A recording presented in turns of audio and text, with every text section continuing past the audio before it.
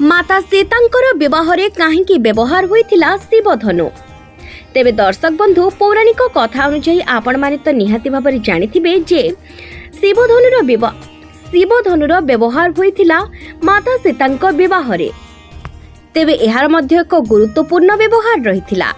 तेबे काहींकी कोन पई शिवधनुर व्यवहार होइथिला एहा कोन आपण जानते कि? तेबे चलंतु आज रही वीडियो माध्यम रे आमे जानिबा। कुहा जाए जे एही शिवधनु भगवान परशुरामंकर थिला।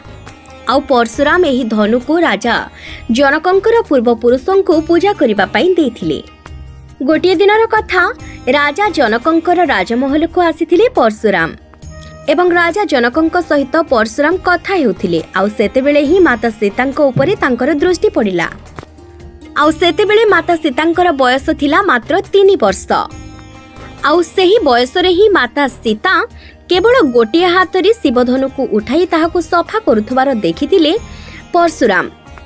आउ ए सब देखिबा परे परशुराम जानिगले कि निश्चय भाबरे तांकर एक अलौकिक शक्ति रहिछि, नचेत केही भी सेही शिवधनु को उठाई पारंती नाही। जेतेबेले कि माता सीता मात्र 3 वर्ष बयसरे शिवधनु को उठाई ताहार स्थान को सफा करुथबा बेले शिवधनु को मध्य सफा करी पुणी थरे सेही स्थान रे रखि देउथिले। आ परशुराम जानि जाइथिले जे ए होछंती परम ब्रह्म श्री रामंकर नित्य शक्ति बोली। आ सेही दिन परशुराम राजा जनकंकु कहिथिले जे तुमे सीतांकर विवाह सेही पुरुष सहित कराइबो जे कि शिवधनु को उठाई पारिबे एवं ताहारी उपरि प्रत्यक्ष चढ़ाई पारिबे। एवं यही कारण पाई ही माता सीतांक विवाह रे शिवधनुर व्यवहार करा जाइथिला।